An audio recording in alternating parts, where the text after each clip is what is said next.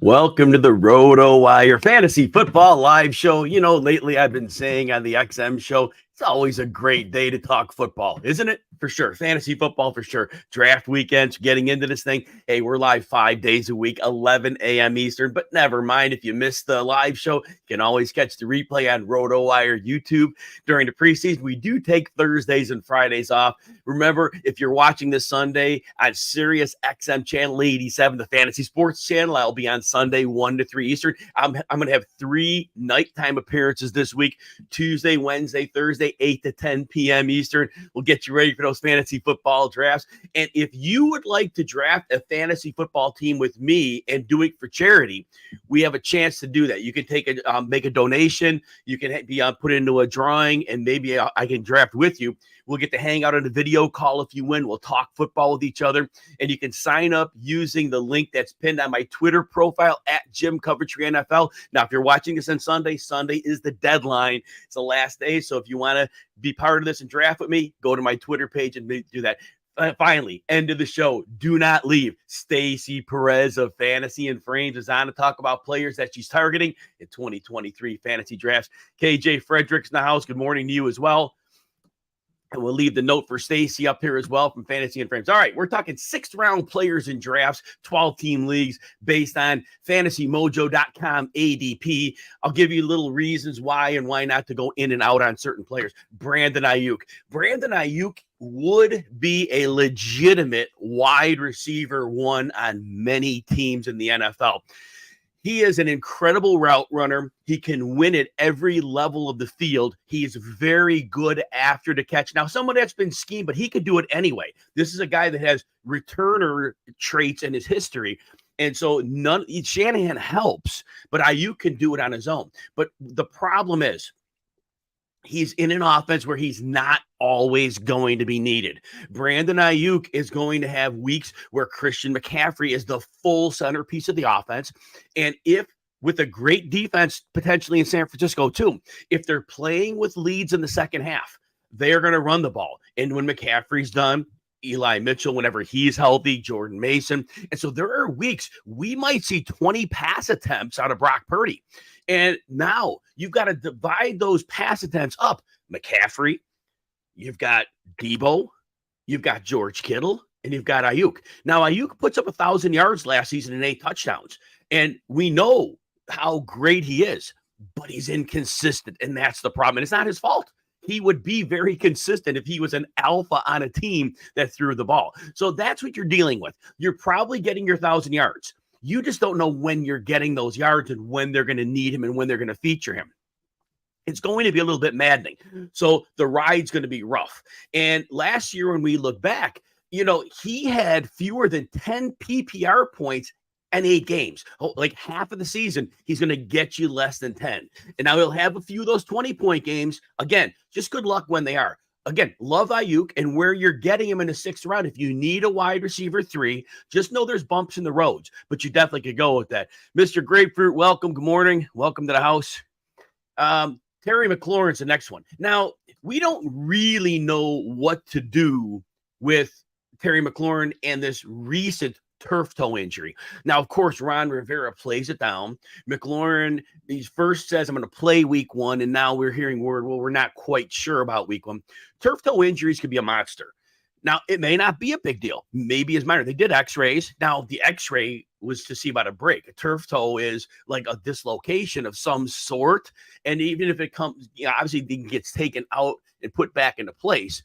But, the problem becomes, how big of an impact is going to be. McLaurin has always been a star with bad quarterback play. He's a lock for 1,000 yards every season. Very good downfield. That's his bread and butter, getting downfield and winning, but he's not limited to that. He's another one of these star receivers that has just been in a rough situation. And he was 71st percentile after the catch. Now, the thing was, even last year, he was the clear number 1. Jahan Dotson was certainly extremely talented. We'll talk about him. But the thing we look at with McLaurin, only 120 targets as the number 1 receiver. That's certainly not in the 140 range that the A.J. Brown see, the 160 plus that the top receivers in the game see. And so that's part of the problem. And then again, the weak quarterback play. Now we have potentially the turf toe thing, but Jahan Dotson is going to get some targets. And he is going to probably cut into that target share a bit because Jahan Dotson is a legitimate first-round pick. He was in NFL. He was the 16th pick last year out of Penn State, and he's a really good player. And so now we're going to have the enemy offense. We think they're going to, utilize their running backs, especially Gibson as a receiver out of the backfield. Tight ends get used. And so McLaurin is probably capped on targets, but we don't know what Sam Howell is. And that's the thing. If you're going to invest in McLaurin, and we've seen, like I said, McLaurin's done it with bad quarterbacks before. Howell may be good. Hey, Howell may not be good. But now, if the target share goes even smaller, that's the only thing. So Washington also potentially has a really good defense this year. Defense is not sticky year to year, but their front four is really good. In the secondary, if they can get enough rush, their secondary doesn't have to cover as long, and it could get them in good enough shape. Chase Young is playing on for his contract. His contract's up. So he would be plenty motivated to have that huge season. But that's it. So Terry McLaurin, that's the thing. You know what you're getting. You're going to get 1,000 yards as long as the turf toe's not a major issue. If you're worried about that, fade him. But you'll get your 1,000 yards. I just don't think we're going to ever see in the current scenario that big season from him, and that's fine. So he is more steady than Aiyuk. So I think, again, turf toe aside, if it's okay, then I think McLaurin's steadier, and I think he puts up similar numbers to Aiyuk. So that's probably the safer play. J.K. Dobbins is the next player that goes in this range. And again, we're talking 6th round of fantasy drafts players kind of going over. Now, Dobbins, to me, he could be one of the steals of the draft. He could easily finish as an RB1, and let me explain why. So first of all, his rookie year, he was eased in. He really didn't become a thing until like week 6 or 7, and then his workload was very, very managed. They never really gave him heavy work, but he averaged 6 yards per carry. And this was in obviously a run-heavy offense. Greg Roman ran him. They would run a lot of heavy personnel. They have a fullback on the field. They have multiple tight ends. Everybody knew they were running. The blocking was really good, but Dobbins was special, 6 yards a carry. And so he showed star potential as a rookie. And then last year, and 2 years ago, he tears his ACL, misses the entire season. And then last year, he only plays in 8 games. He wasn't able to start the season on time. When he came back, he said he wasn't quite right. They sat him a little bit more. And then finally in week 14, he comes back, and he's getting 12 to 17 carries per game, which is fine. And from that time, like I said, week 14 on, 7.4 yards per carry. Now, nobody maintains that. You get that. But you just see how special this dude is. And now, here's the thing. The offense. We already know with Todd Monk in him, we have a full expectation of seeing a lot of 3 receiver sets. Now, that is a complete paradigm shift from the heavy personnel that Dobbins ran against or through with defenses stacked in prior years. This time, defense are going to be looking for the pass. Dobbins is going to have room to run, and he still has a good offensive line in front of him. J.K. Dobbins is going to have more yards before contact, most likely, than he's seen at any point in his career. Even if he gets 15 to 17 touches a game, which is about what he had after week 14. So we're not making a big extrapolation here. Also, it is possible Greg Roman was not designing screens into the game, design screens. Now, Lamar Jackson, when he gets out into the flat, he's not looking to dump. He's looking downfield, either to run or to throw downfield. But design screens, there's a world where J.K. Dobbins gets 35 catches. It's possible. Not saying he's necessarily getting there, but 35 catches isn't a lot. That's about 2 a game. I could see that happening. And with his ability after the catch, it looks like we got Rachel in the house here. Very nice. Welcome. And Henry's in the house. Welcome, everybody. And Stacy's going to be on. Very excited. Bottom of the hour. So anyway, J.K. Dobbins, I do think there's a world where you can get a steal in the 6th round, and he could be an RB1. It's a great situation. Now, health, it's a risk because he has, last 2 years, it's been a wash, but that was all due to the one injury. All right, there's a new way to connect with the experts at RotoWire. You can get the RotoWire Text Insider. You can get exclusive daily content to help you with your draft and roster decisions throughout the season. You can also text the team directly when you need advice. To get that, you go to joinsubtext.com/RotoWire. Again, joinsubtext.com/RotoWire for details. First 100 subscribers, you'll get access to my 250 pages or more of player notes, depending on your font and all this and that. Anyway, back to players. Still in the 6th round of fantasy drafts, Christian Kirk. Now, Christian Kirk, he has that breakout season last year with Jacksonville, playing the slot primarily. He goes 84 for 1108 and 8 touchdowns, 133 targets, 18 catches over 20 yards. KJ Frederick has a question here. I'm going to answer because I just talked about him. So it's J.K. Dobbins or Khalil Herbert. J.K. Dobbins is a legitimate superstar. He just hasn't been 2021, that ACL injury. He's a legitimate star. Khalil Herbert's going to start right now for the Bears, but the beat writers keep saying they expect that backfield to be fluid all season. And that the beat writers for the Bears, and they're through the Athletic, very, very dialed in. So to me, J.K. Dobbins, Gus Edwards going to get some touches, but Khalil Herbert's the one. But that's going to really, it could be game to game, it could be series to series. I just would trust J.K. Dobbins as a superstar. Khalil Herbert's a very good player, but J.K. Dobbins has the frame to hold up. He hasn't held up, but he has the frame to hold up as a full-time back. Herbert, we saw last year, the Bears were very, very nervous to use him. When David Montgomery was on the field, they were definitely using Herbert in a minor role. They didn't give him all the carries. All right, back to Christian Kirk. So again, he has 1,100-yard season playing in the slot. Now, last year, teams were able at times to flood the middle of the field and take him out. He had 4 games under 25 yards, and there were 2 in the middle of the season, week 5 and 6, and then 2 at the end. This was important, week 16 and 17, when it was getting crunch time. Teams were kind of taking him away. But look, it didn't matter. In the playoff games, he was hurt a little bit too, but he came through. He balled out in the playoff games despite, before getting hurt. But he was looking solid. All right, now, here's the thing with him. Bringing in outside receiver Calvin Ridley, this potentially helps Ridley a lot. Now, Calvin Ridley, think what you want, but defenses have to respect him. He's an outside receiver who can get downfield. He also can run the inside digs. He can run the out routes. These are very good routes for Trevor Lawrence, but defenses cannot sit on the middle of the field all day long. And so now, I think this opens up extra room for Christian Kirk. And we got Charlene and Joe in the house. Welcome, guys. Nice to see everybody here. Questions are kind of tough because I got to get Stacy in at 10:30 or 11:30 for Eastern. But if I could get to some, I might. I had one that just was going what I just talked about. All right. So anyway, with Kirk, here's the thing. I think you can bet on a close to a repeat because Trevor Lawrence is ready in my mind to make that leap to being an elite quarterback. If Trevor Lawrence in a 17-game season is going to throw for close to 5,000 yards, those yards got to come somewhere. Jorge, welcome. So those yards got to come somewhere. So I think Ridley's going to get his, but Kirk is still going to be able to get his. Evan Ingram on running crossers, being able to outrun linebackers. They schemed him up so well in the second half of the season. I do expect that to continue. But I do think in the 6th round for Christian Kirk, I don't think you're paying for a career year. I think you're playing for a guy that fit perfectly in a system.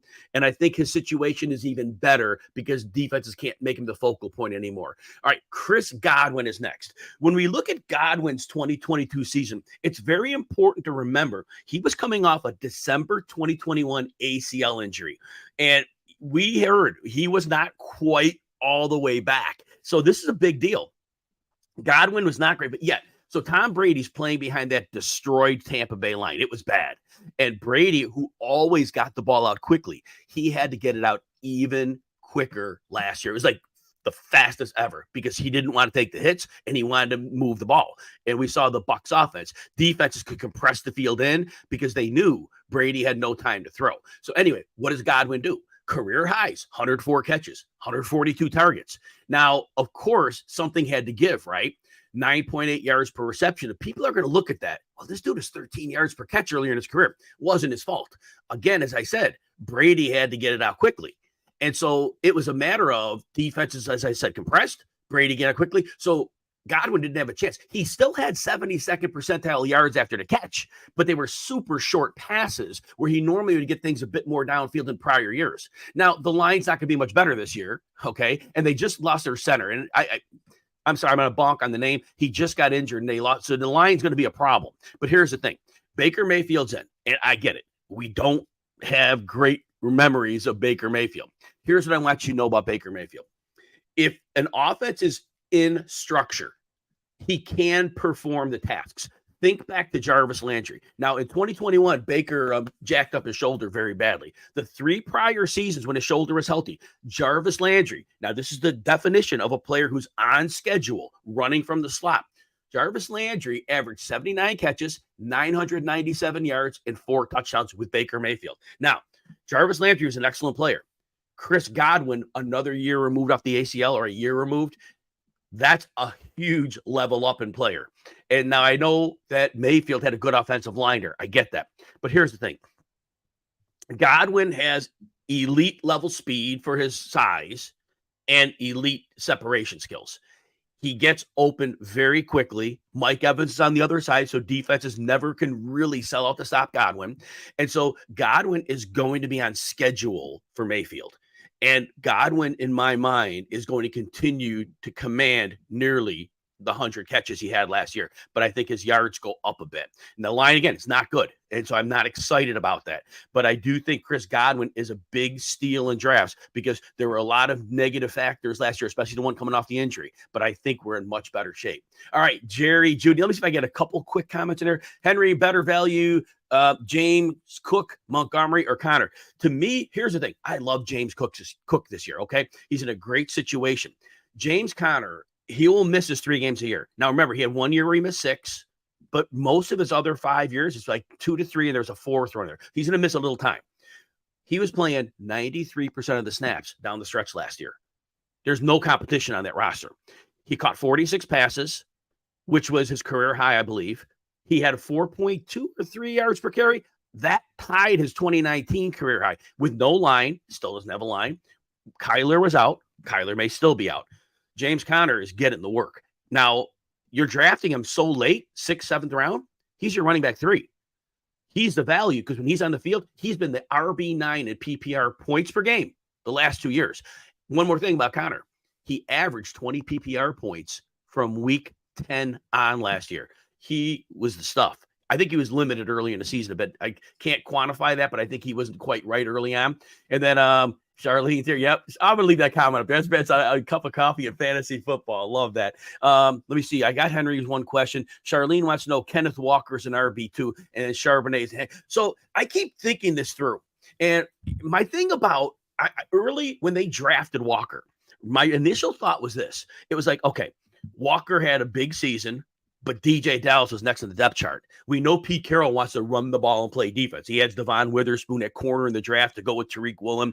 So it looks like the defensive side is starting to come around. But if Walker got hurt and DJ Dallas is your guy, it's not like you can run the ball, right? So they draft Zach Charbonnet. So now I'm like, okay, well, Charbonnet's insurance. Charbonnet is, going to, step in when needed. But then the more I just grinded the film out and I remember what I saw last year, I'm like, wait a minute. Kenneth Walker is a great runner, but he's boom or bust. He's not a sustaining guy to move the chains. He has a lot of short to no gain, lost a yard, a lot of those runs, and then he hits the double or the triple. And those types of running backs are very good, but they don't serve the function of a Pete Carroll offense, which again is to consistently move the chains, extend drives. Zach Charbonnet is more that guy. Now, Walker's a starter to begin this season, I believe. I believe he is going to start. But I think there's a world where they're a perfect complement, where I think Charbonnet is the better early down sustaining runner. And you have Walker, who I think evolves into more of the change of pace dynamic runner. I think that both of them are going to get receiving work. I know people knock Walker. Walker wasn't bad. He had his yards after reception was pretty good. Charbonnet caught a lot of dump offs, 37 passes, I believe, at UCLA last year. I think Charbonnet in the 10th round is better value than Kenneth Walker around the 5th year. I think the value there is better. But I think Kenneth Walker could be kind of like really relegated into a complete timeshare. And I think I'm nervous drafting him. Ty's in the house.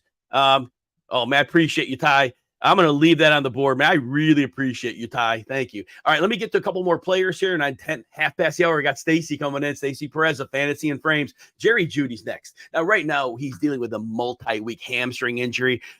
We don't know. We don't know how serious it is. We don't know if it's something that's going to, have him ready by week 2 or 3. I don't think he's ready week 1. That's kind of the reports I'm kind of seeing right now.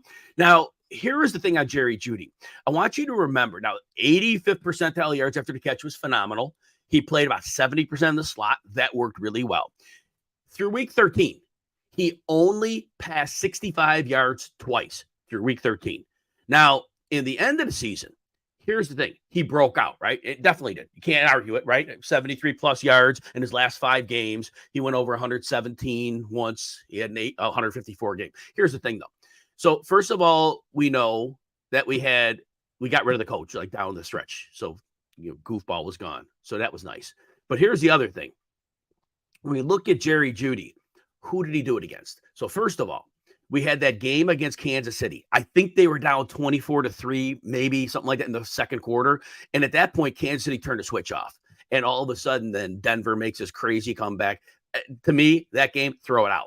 The yards are there. Kansas City clearly stopped playing because they felt they won. And that happens in competitive sports a lot. And then we had the game against the Rams. The Rams were already checked out for the season. So we had a big game there. And then the last week of the season, they played the Chargers. The starters did play. The Chargers had nothing to play for. The Chargers looked like zombies on offense and defense in that game. Now, you don't ding Jerry Jeudy. He had the games. Perfect. He did great.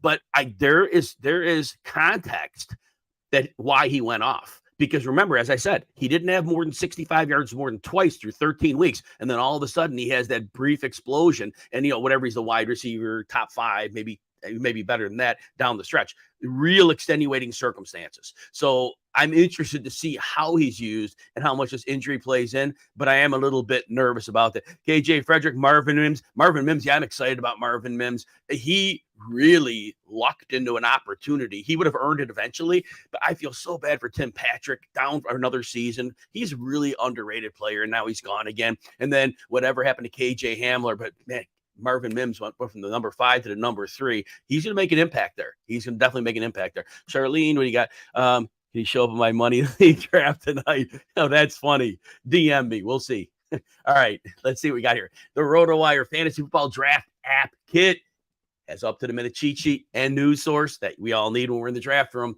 If you're like me and use the tier systems, that the RotoWire Fantasy Football Draft Kit app allows you to do that.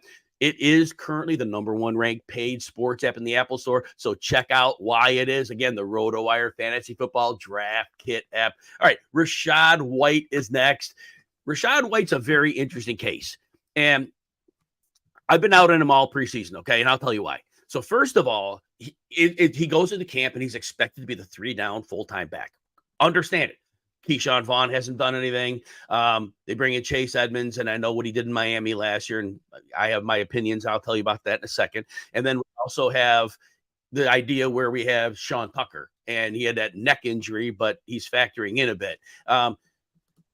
Stacey, I'm glad you're here a little bit early. I'm talking about a couple players. Can I introduce you now? You carry in with me a little bit, and then we'll get to your players. Absolutely. Let's do it. So my friend Stacy Perez is in the house. Stacy's with Fantasy and Frames. I love everybody over there. I've been blessed to be on that show a few times and worked with Stacy before. Saw Stacy at the Fantasy Football Expo weekend. Got to sit with you on a panel. Unfortunately, 2 seats away for you. We could have talked a little bit more. Tell everybody what's going on. Hey guys, so Stacy Perez with Fantasy and Frames. I'm actually I did a draft first thing this morning at 7:30 a.m. So if you see bags under my eyes, it's because I am exhausted. I'm over here in Louisville drafting with the Kentucky State Championship Fantasy Football. So I've been down here all weekend since Friday. So just getting all my drafts in, seeing all the trends, seeing where everybody's going, taking Marvin Mims in the 9th round. That's what I'm up to. Yeah, I love it. Early morning drafting. That's better than day drinking. It definitely is. I'm not a day drinker, but I think it's funny when people say that. Of course there was. Yeah. And you can follow Stacy at Stacy_Perez83. If you are not following already, you need to do that. So, Stacy, I'm finishing up a couple of players. We were talking about that going the 6 rounds of drafts. I was talking about, let me see where I want to go here because I want to make sure I don't overlap on any of your players. Yeah. And no, we're not. Okay, so Rachaad White was the player I was talking about. And so basically, it was seen earlier that he didn't have competition for work. Here's what I want you to understand. Yes, the line was bad in Tampa last year. Yes, it's going to be bad again this year. But here's the thing. Number 8th percentile broken tackle rate, 36th percentile yards after contact. When you look at him, overall, the height and the weight looks fine. His legs are really, really skinny. To me, that's why he wasn't breaking tackles. He doesn't have the strength in the lower body to do that. And I think it's a matter of time till that catches up on him. Now, volume's going to be there, but competition for work, I think, is starting to show up. Here's the thing. The big one, Stacy, is nobody thinks Chase Edmonds is a factor. Right. When he went to Miami last year, he had came off of 4 really solid years in Arizona, receiver and a change of pace runner. Very good. Miami, from day one, you could tell he had no clue how to run in that system. He gets traded to Denver late in the season, and he has a high ankle sprain, but he plays the last couple games of the season. He was exactly the same Chase Edmonds that he was in Arizona. So now Dave Canales, who is the offensive coordinator, makes sure they get Edmonds. And he talks about Edmonds. He said, I coached against him in the NFC West. I want to utilize his skill set in this offense. Very underreported quote, but he's going to be a factor in that offense. Sean Tucker. Now, he has that neck thing, but he's getting carries. He was splitting first-team reps. I don't think Rachaad White is nearly the lock for work that people think he is, and that's why I'm avoiding him. Stacey, good, bad, or indifferent, any thoughts on Rachaad White? Yeah, I mean, the same. In that range, I kind of like some other running backs a little bit ahead of Rachaad White. And, like you said, with competition there, Sean Tucker is steaming right up those boards. In the draft I did this morning, he went in round 13. And, I mean, that's where I've been seeing him go, actually since yesterday in the, after that preseason game. Earlier on Friday, I think I got him in round like 17, 18, something like that. But he is just moving right on up those boards. So, I'm kind of staying away from Rachaad White. But if I want a Bucks player in my backfield, I'm going after Sean Tucker. I think so.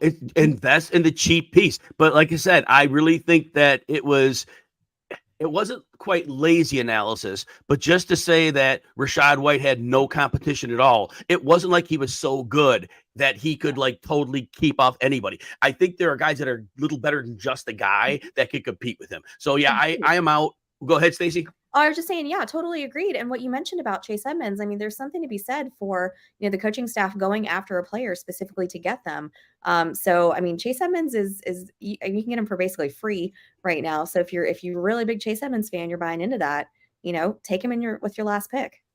100%, especially if you're going 18, 20 rounds, definitely there. And we know he can catch the ball. Rachaad White can't too, but Chase Edmonds really has proven at the NFL level what he can do. I'm going to talk about one more player before we get to yours, Stacey. In the 6th rounds currently per Fantasy Mojo ADP, again, this is the last 3 days, Alvin Kamara, now that his situation has been settled in, 3-game suspension, he's now going in the 6th round. Now, basically, he used to be a 5-yard per carry guy. Now he's more of a 4-yard per carry guy. The offensive line is not what it used to be in New Orleans. The interior line is not solid right now. Even on the tackle side, right tackle Ryan Ramczyk is very good. We don't know what left tackle Trevor Penning is. He was drafted with the 10th pick last year. A lot of injuries. Maybe with health, he's okay, but the interior line still bothers me. But here's the thing on Kamara I want you to know. He used to be super explosive. He's only, based on last year, a 51st percentile broken tackle rate and 46 yards after contact. That's not the guy we know.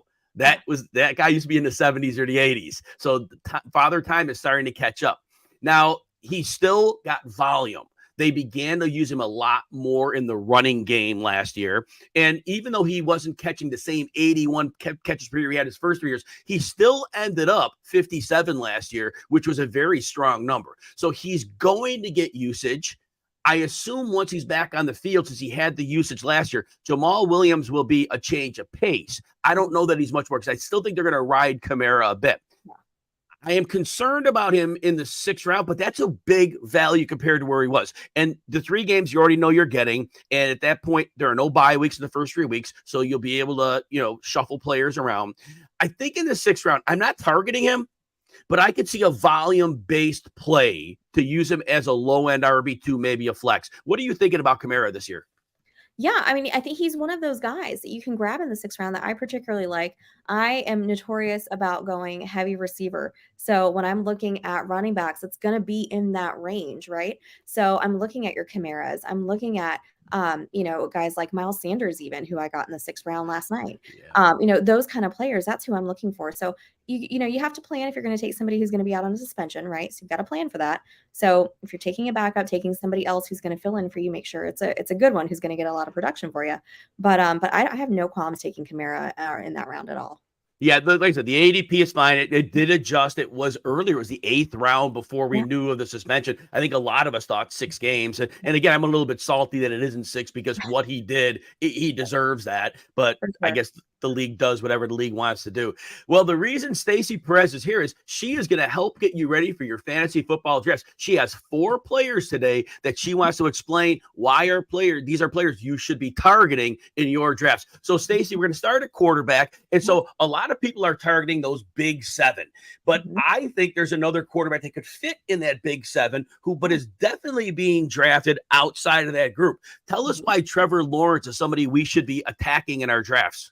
Oh, yeah. So, and speaking of guys that are going around the 6th round or so, that's actually where I got Trevor last night in a draft, just kind of keeping it on theme there. But, this is his 2nd year in that Peterson offense, a little bit more comfortable there. They went out and got him some new weapons in Bigsby and in Ridley. So I think they're just really poised to be even better than they were last year. Love what they can do there. They're in a terrible division. I think they're going to be very competitive, have a chance to win that division.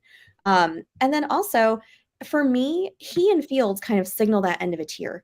So if I'm looking at, okay, maybe I don't want to spend the draft capital on a Mahomes, a Hurts, a Josh Allen, he's a guy that I can get a little bit later who's still on a very, very good offense. I wouldn't say elite, but still very good. And still kind of fill in that quarterback position where I don't feel like I'm reaching at quarterback. I don't feel like I'm going to be struggling at that position to get production. So Trevor Lawrence all day for me. As we talk about Trevor Lawrence, I think we don't have to worry about the offensive line. We know the tackle position is going to be a mess. Walker Little's going to be at left tackle. They've got the suspension. Oh, man, the names, guys. The name's going to evade me. But he's suspended for 4 games. I think Cam Robinson. And then, but otherwise, the tackles will be a mess. But I think still, with Christian Kirk in the slot, with Evan Ingram running crossers, and Ridley can win at every area, like the outside outbreaker routes. So I think just Trevor Lawrence can be just fine moving the offense. And again, if they use some play action looks, and we know Doug Peterson will use motion to help free some linebackers. So they're going to be able to craft up a system. So if you're worried about the line, I don't think you should be. I think Trevor Lawrence, like Stacey's pointing out, he's going to be a superstar. He's right on that tier. And I'm saying Trevor and Stacey together. That's a combo name. I did. I comboed you and Trevor Lawrence. Yes. That's a good combo. Yes. So Stacey is on the point that if you don't want to pay up for those 7 quarterbacks, Trevor Lawrence saves you about a round of value. And yet you can have comparable production to what some of these other top 7, like the bucket of 4 through 7 are getting. I think that's a fantastic play. If we have a second for a couple, Charlene want to know real quick, Tank Dowell and Deuce Vaughn. Quick thought on Tank Dowell? Oh, Tank Dell's one of my very favorites. And he's kind of getting some ill steam up the boards, not quite as much as some of the other rookie receivers. But, I think he is in a great spot there in Houston. He's landed with CJ Stroud, who, if I remember right, kind of advocated for the Texans to go get Tank Dell. And from what I hear, they're spending a ton of time together, really getting on board with each other. Maybe kind of like Cooper Kupp and Matthew Stafford, where, got their breakfast club going. Maybe Tank and CJ have a breakfast club of their own. But, I really like him there. It seems like he is Stroud's favorite target in the preseason. He's made some fantastic catches in the preseason games that have just, kind of endeared him to me even more so than I already was. But yeah, all aboard with Tank Dell. As far as Deuce Vaughn, this is my concern, right? He is a smaller guy, I love an underdog story. I love what he's doing. I love that it seems like he's doing really well, and I hope that he does. I just don't know as far as my fantasy team that I really want him on my fantasy team. I think he may end up being more like a gadgety kind of player. And I don't know that that's going to be the production that I'm looking for. I want somebody consistent. I want somebody who I know I can count on for a certain amount of points every week. And I just don't, unfortunately, know that that's going to be Deuce in fantasy. Stacey, when you talk about that, I'm thinking 3 to 5 touches a game. I think that's like the upside, and that's about it. He's small. He's not going to be able to take a beating, and where he's going to have to live in the middle of the field. That's a tough place to live because you've got linebackers flying at you in the receiving game. So, yeah, I'm a little 3 to 5 touches a game, like you said. I just don't think that cuts it for fantasy. And the people who keep citing Darren Sproles, please stop citing Darren Sproles. When Darren Sproles was born, they broke the mold. An outlier is an outlier for a reason. Not every fast guy is Tyreek Hill, and not every guy that could just make a million people miss is Darren Sproles. So he's not Darren Sproles. He's Deuce Vaughn. Big difference. Right. And then real quick, this one's kind of relevant because I just heard about this. Randy points out Pierre Strong was just traded to the Browns. He wonders if it affects Nick Chubb in any way. I will start on this one. He couldn't seize the receiving role in New England, and that's a team that desperately wants a receiving back. So I think he's a fast dude who could make some things happen. But right now, I think Jerome Ford is still the number 2. I think it's roster depth. Do you think anything different, Stacey? Yeah, I literally just saw that right before I jumped on. And, I think I'm right there with you. I don't think this has any effect on Chubb whatsoever. If it affects anybody at all, it's probably just going to be Ford. Yes, because you could see Ford, if Strong figures out the receiving part of it, you could see Ford being the change of pace on an early down, and you could see, So I think you're right. I think Ford is the guy that takes the bit of a hit there. All right. Stacey's next player she's going to talk about is going off the board per Fantasy Mojo ADP last couple days. Wide receiver 6, pick 10. So you got to spend a first round pick to get Amon-Ra St. Brown. But Stacey, if you're picking near the end of the first round, tell us why Amon-Ra St. Brown is a player that you want on your rosters. Oh, I want him everywhere on my rosters, and I've taken him as high as 7 overall this weekend, and that's kind of where I'm seeing him going. I saw him go as far as 11, I want to say, last night. He's just one, they have so many offensive weapons, right, in Detroit.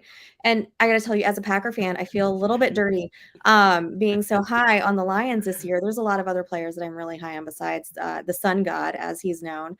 But, he's just one of those guys that, just let me throw out some stats for you because I kind of pulled these from last season. So he was 10th overall in yards last season. He had 1,161 yards, 5th overall in receptions, right? So he's just an absolute target monster.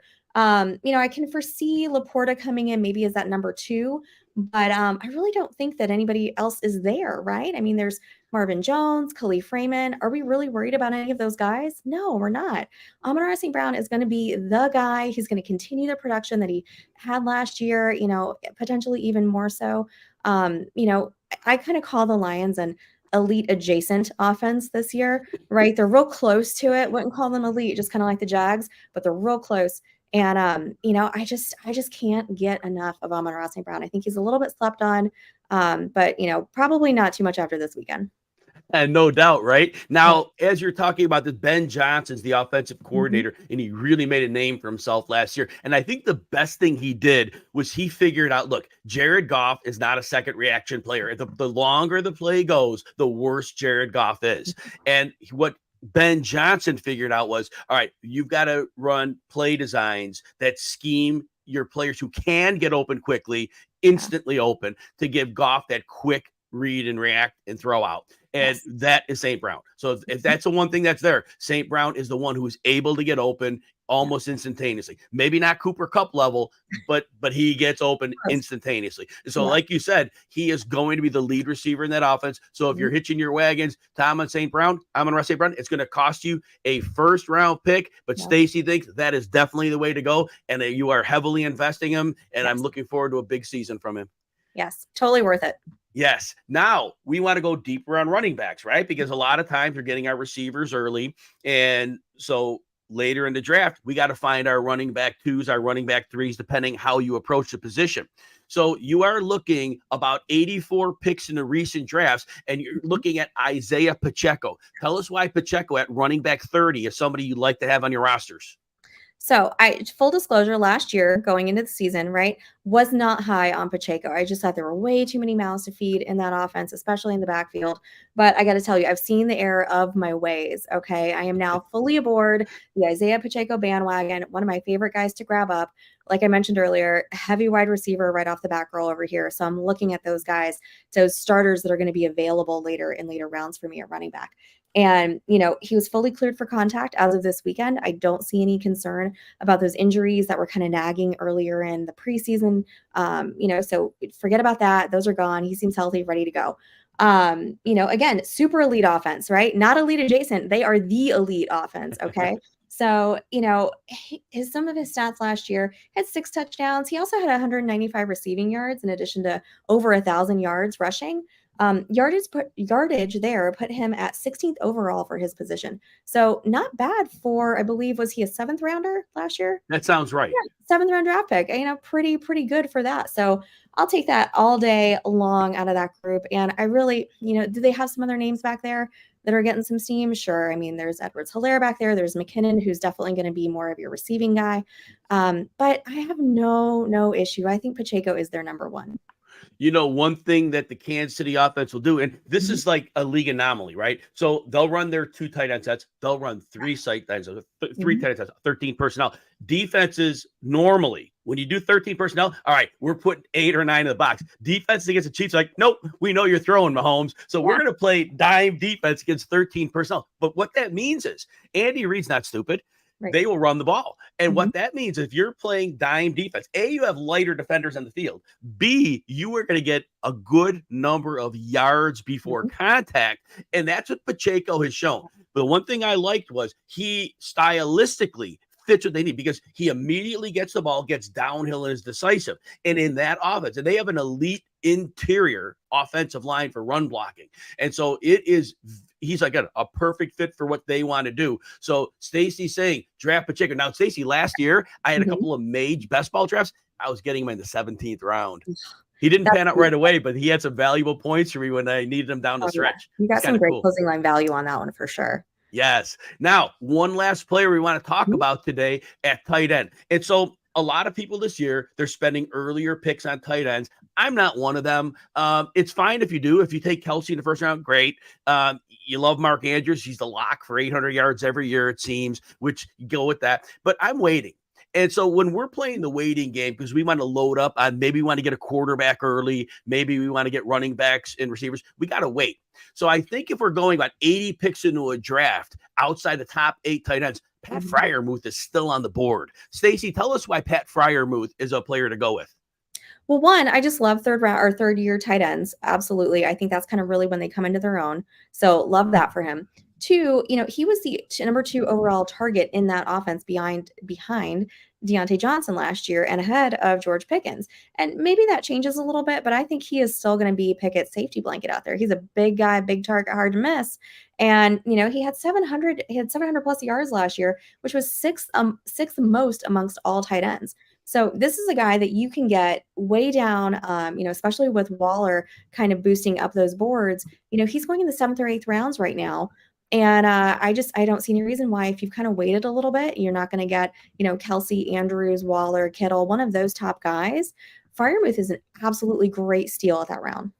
And yardage-wise, he was great last year. Is that the Steelers weren't scoring touchdowns? So I want to say he had 2 touchdowns. I don't remember off the top of my head. He had 2. Poor Deontay Johnson had 0. Yes, but that number has to go up. I'm not saying the Steelers are the second coming of the Chiefs, but they're going to score more points this year. Yeah. Their offensive line, they keep working on it. It keeps getting better every year, and they're figuring some things out. And Freiermuth is that big red zone target.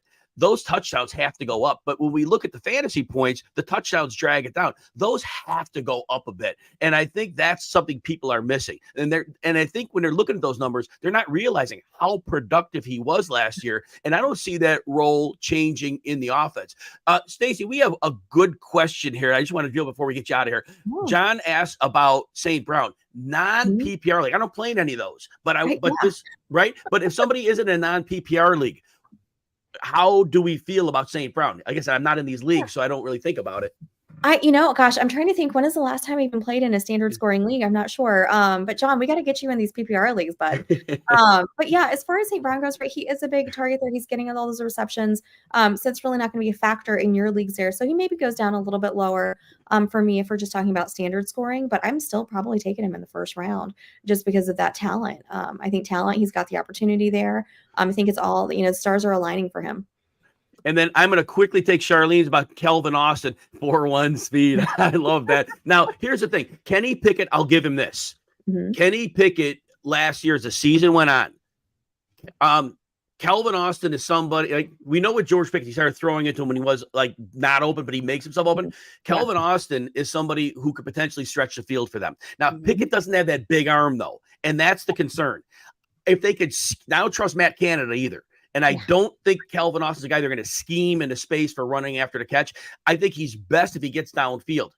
I don't know that Pickett's able to drive that throw consistently enough. And I think Austin's role also, I think Allen Robinson could get snaps in the slot that could hurt Austin. So I think he's somebody, if the situation was healthier for him, it'd be better. Kind of out on Austin. Anything on Austin before we let you go?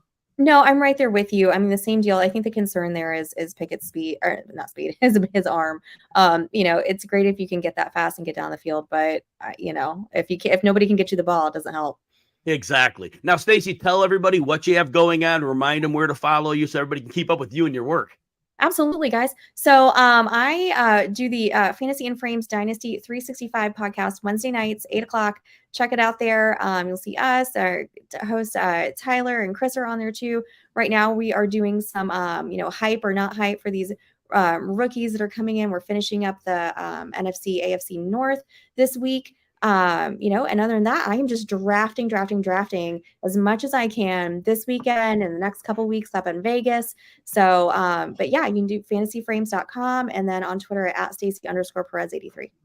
Stacey, awesome having you on the show. Hopefully we do this again, but thank you for talking football with me today. Thanks for everyone out there that joined us today. Please join us again on Monday, depending when you're watching this, 11 a.m. Eastern time on RotoWire, YouTube, or wherever you're watching it now. My guest is another great fantasy analyst and friend, Dan Claskins. Have a great day, everybody.